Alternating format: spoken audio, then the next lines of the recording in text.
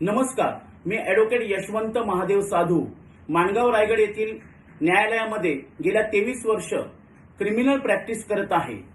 आपला जो आजचा विषय आहे तो अटकपूर्व जामिनाच्या अर्जाचा किंवा अटकपूर्व जामिनाचा दुसरा भाग, दुसरा पार्ट।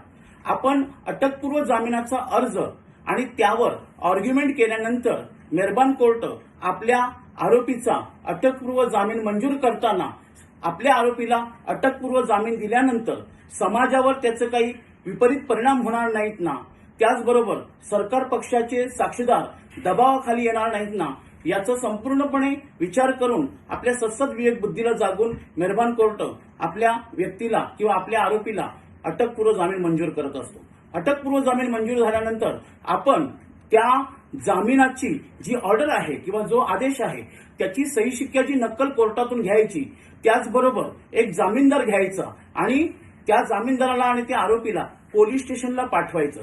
जामीनदाराबरोबर त्याचं रेशन कार्ड, त्याचं आधार कार्ड, त्याचा एक फोटो, त्याचबरोबर त्याच्या घराचा असेसमेंट उतारा किंवा शेतीचा सातबारा उतारा आणि जर सॉल्व्हंट जामीन असेल तर सॉल्व्हन्सीचा दाखला असं घेऊन आपण आपल्या अशिलाला म्हणजे आरोपीला आणि जामीनदाराला पोलीस स्टेशनला पाठवायचं। पोलिसांकडे जामीनदार आणि आरोपी गेल्यानंतर त्या गुन्ह्यामध्ये पोलीस आपल्या आरोपीचा त्या ठिकाणी जामीन घेत असतात आणि जामीन घेताना एक बॉन्ड म्हणजे बंधपत्र घेत असतात आणि बंधपत्र घेतल्यानंतर आपल्या आरोपीला पोलीस सोडून देत असतात। म्हणजे ज्या व्यक्तीला भविष्यामध्ये आपल्या अटकेची साधार भीती वाटत असेल अशा व्यक्तीला अटक होण्या अगोदर जामीन घेता येतो। त्या जामिनाला अटकपूर्व जामीन असं म्हटलं जातं आणि त्या ठिकाणी पोलिसांनी बंधपत्र लिहून घेतल्यानंतर आपल्या माणसाला आणि सोडून दिलं जातं। म्हणजे आपल्या माणसाला कधीही त्या गुन्ह्यामध्ये अटक होत नाही। धन्यवाद।